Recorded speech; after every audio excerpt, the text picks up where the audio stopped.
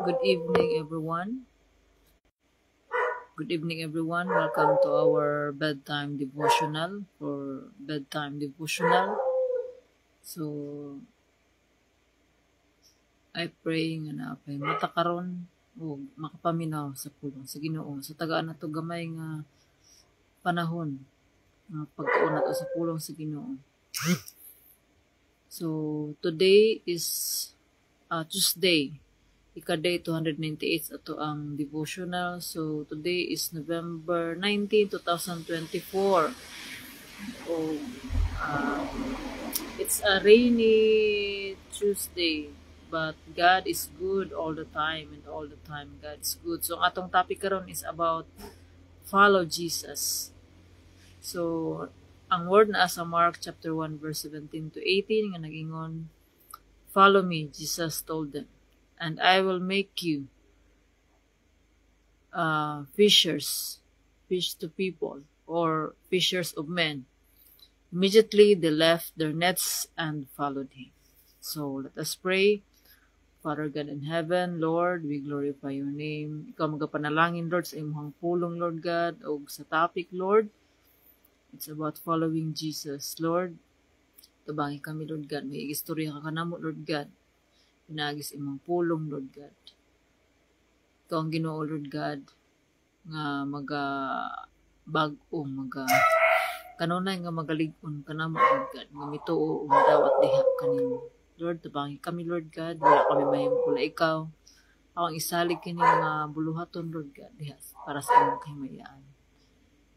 Ikaw mamuhat, Lord God, sa mata ko sa Lord God nga maminaw na ini nga mensahe. Ikaw ang Ginoo, Lord God, maghatag og paglaom, kabaguhan, gugma, Lord God, kalinaw sa mata ko sa. Dalaygon ka, Lord, sa walay katapusan, sa ngalan ni Jesus. Amen. So, follow Jesus. So, who are you going to follow? So, do yourself a favor, follow Jesus. So, God's word promises that when we follow in Christ's footsteps, so you will learn how to behave yourself and you learn how to live a good life. Jesus wants you to be a new creation through him, and that's exactly what you should want for yourself too. So talk with Jesus through prayer and walk with him by obeying his rules now and forever. So, following Jesus. So, minsan nga, dili gyud sa yun ang pagsunod kang Jesus. Yes, it's not easy, but with God, nothing is impossible. Hatag na daan sa Ginoo ang iyahang promises kanato. So, gihan-ay na pud sa Ginoo ang ihang pulong nga mao kini ang ato ang guide, ang atong manual of life. So mao kini nga kanunay ta nga magaduol di sa Ginoo, magabasa ta sa ihang pulong, magatuon sa ihang pulong og atong katunan og atong i-obey. So let's talk with God. Let's talk with Jesus through prayer. Our communication to God is through prayer, and we should walk with him by obeying his rules. So, kanunay nga, ngayon nga, follow Jesus. Wala na ingon nga, follow your heart. Ang pulong sa Ginoo, nag-ingon nga, don't follow your heart because heart is the most deceiver. Number one deceiver is ang ato ang heart. So, we should follow Jesus. We should follow the Word of God. So, kanunay ta nga, dili ta mag-rely sa ato ang feelings. So, we should follow Jesus, follow His Word, kung saan nato pagkinabuhi din ang kalibutan. Naigon niyang pulong nga, kung ganahan ta nga, kung if we want to be successful, we should follow Jesus. We should follow God. Ayon sa iyang pulong nga, read and meditate the Word of God. This book of the law shall not depart from your mouth. You should read it, you should meditate it day and night, and apply everything that is written in it, and we will be successful. So, ang Ginoo, naana siya plano kanato, but we have to decide. So, first is, we have to, saan na to nga pag-ila diha sa Ginoo, kung walay mag-share kanato sa pulong sa Ginoo. So, ang ato ang pagtuo diha sa Ginoo nagagikan sa ato ang pagdungog sa iyahang mensahe, sa iyahang pulong. So og kita na ang mo patubo, we have to decide. Kaya nga ang pulong sa Ginoo, seek first the kingdom of God and His righteousness. Kaning pagpangita sa kingdom diha sa Ginoo ug iyang righteousness is to obey His rules. Obey His rules. So we should be humble. Atong i-recognize sa atong kaugalingon nga we need God sa atong kinabuhi. Kay ang atong kinabuhi diri sa kalibutan lumalabay lamang, pila lamang ta ka years diri. So, we are just on training, we are just traveler, dili ta permanente diri sa kalibutan. Pero dili po na siya, we are on training. So, na-train ta sa Ginoo, gitrain ang ato ang gidisiplina ta, parehagod sa usa ka atleta, nga gidisiplina iyang kaugalingon para magtuon, para makat-on, para mahimo siyang maayong atleta. So, kita pod in real life, we need to be disciplined because kay kaniadto ang atong kinabuhi wala diha sa Ginoo, wag ang ato ang kinabuhi separated from God, we rebel against God, but because of the love of God, the Father God in heaven gave Jesus to save us from our sins. And we should decide to follow Jesus. Because Jesus is the way, the truth, and the life. So, walay makaadto dito sa langit, kung dili pinaagi kang Jesus. That is according to the Bible. So, according to the Word of God. So, mao yun nga, we need to read, study the Word of God, and apply everything kung unsa man ang nasulat. Lisod man mag-apply, yes, lisod, but walay dili mahimo sa Ginoo. So even a heart of stone iyang mapahumok. So because God created us, and all on the earth, in the sky, in the sea belongs to God. So kita pod, we belong to God. And all that we have belongs to God. So, ang Ginoo, kanunay nga nagatawag ka nato, naga-remind ka nato sa iyahang pulong, through sa iyahang pulong. So, karong gabi una, before ta matulog, let's remind ourselves our commitment to God. So, our commitment to follow Jesus, to follow God. So, in following Jesus, mo na nga kinahanglan nga atong discipline, atong kaugalingon in prayer, in obeying His rules. So, we should humble down ourselves, we should repent for our sins, and we should surrender our life every day diha sa Ginoo. Mangayo tagtabang diha sa Ginoo nga kanunay nga ang ato ang pagabuhaton subay sa iyahang kabubuton. Because we are nothing without God. Ang Ginoo, magpabilin nga Ginoo. Pero kita nga tao, dili gid ta makahimo kung wala ang Ginoo. Makahimo man ta, pero dili insakto ang atong mahimo. So mo na nga, we need the guidance of God. We need Jesus. So in every day, should follow what Jesus said. So we should imitate what Jesus is doing while He was on earth. So, karon na ita nga magapaubos. Paubos atong kaugalingon, atong ipatigbabaw nato ang gugma. Because that is the fruit of the Holy Spirit.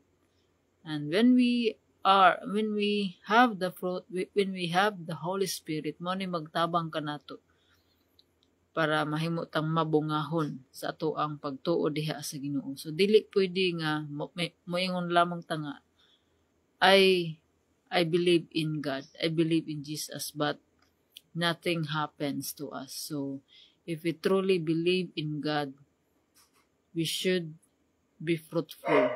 So kanang pagpamunga, mao na siya ang ato ang ang karaan nato mahimo tang bag-o nga kinabuhi.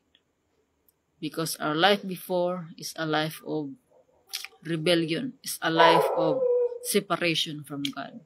And now, because God has given us a free gift of eternal life, so we should decide to follow Jesus.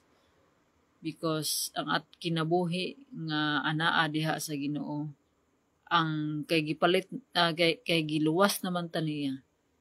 So we are slave of Jesus. So we are no longer slave of sins, but we are now slave of God. So kinsa man natong i-follow? It is Jesus na. Kung unsa ang iyahang mga kasubuan. Dili na wala na gahom ang mga sala because we are no longer slave of sin. So kung naapatay wa na surrender diha sa Ginoo, ato nang i-surrender diha kay dili maka-fully og lihok, maka-fully og transform.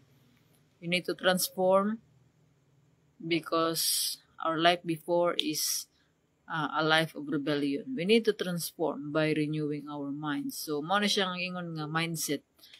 Nahanglan nga ma-change ato ang mindset. Ang atong mindset nga naana diha sa Ginoo. So follow Jesus. Kinahanglan mga itagtabang kaniya tungod kay dili nato ni mahimo kung wala ang iyahang tabang. So we should grow each day.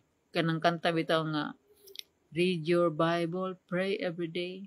So pray every day and we grow. So ana pong kanta pod nga I have decided to follow Jesus. So I have decided to follow Jesus. So lisod man pero it's worthwhile. So ang kalinaw nga ihatag sa Ginoo kanato kanabit ang kalinaw nga it's beyond understanding. So unexplainable.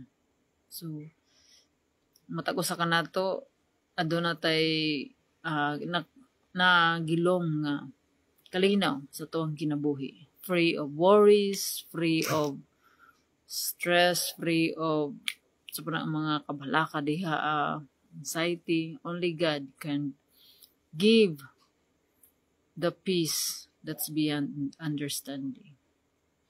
So follow Jesus. By the grace of God, we can follow God. We can follow Jesus. We can become more and more like Jesus every day. So dili na to wadon ang ato ang mga gibuhat nga mga spiritual discipline, especially ang prayer. Kung atong ma-remember sa pulong sa Ginoo, ang ihang mga disciples wala sila nagpatabang kang Jesus to do miracles, to mga kahibulungan nga mga gibuhat ni Jesus, but unsa ang ilahang kanang patudlo kang Jesus. It's about prayer. No? Nag-ask sila kang Jesus to teach them to pray. So mo na it's very very important ang prayer, ang ato ang pakig-communicate diha sa Ginoo. So mo na nga ang atong pakig-communicate through prayer is mo na ato ang pag-ila diha sa Ginoo ug ang ato ang pagpaubos tungod kay wala gyud tay mahimo kung wala ang Ginoo. So to God be all the glory. So let us pray. Father God in heaven, Lord, daghang salamat Lord God sa imong pag-remind kanamo Lord God, sa imong pulong. Pag-remind ka namo Lord God to follow Jesus, because Jesus is the way, the truth, and the life. Ug ang kinabuhi ni Jesus may among pagkasundon nga kami makahimo niini sa pagdisiplina sa among kaugalingon in Christ likeness with the help of God. Dili na mo wala kami mahimo ug wala ikaw Lord God. Daghang salamat Lord sa imong pag-uban kanamo. gikan sa pagsugod hangtod sa pagtapos. Ug Lord, sa mga naminaw ni ini nga pulong, ikaw ang Ginoo, Lord God, nga mo'y hikap, mga bisita sa ilahang mga kinabuhi, palambua sila, Lord. Tagay sila, Lord God, sa katagbawan sa ilahang kinabuhi, Lord God. Nga diha lamang kanimo makita. Kalinaw, Lord God. Gugma o mga provisions, Lord God. Lord, akong isalig diha kanimo. Ang amang pagkatulog, Lord God. Nga ikaw mag-renew sa ang mga kusog. Tungkol kining tanan, Lord God. Pinaagi kanimo, Lord God, sa imong grasya, Lord God, nga nakahimo. Ini, Lord God. Nalaygon ka, Lord, dakang salamat sa imuhang gugma o grasya, Lord God, nga walay katapusan. Kining tanan, Lord, akong gipasalamatan, ug giampo pinaagi ni Kristo nga among Ginoo. Amen. Good night. God bless and see you tomorrow. Bye.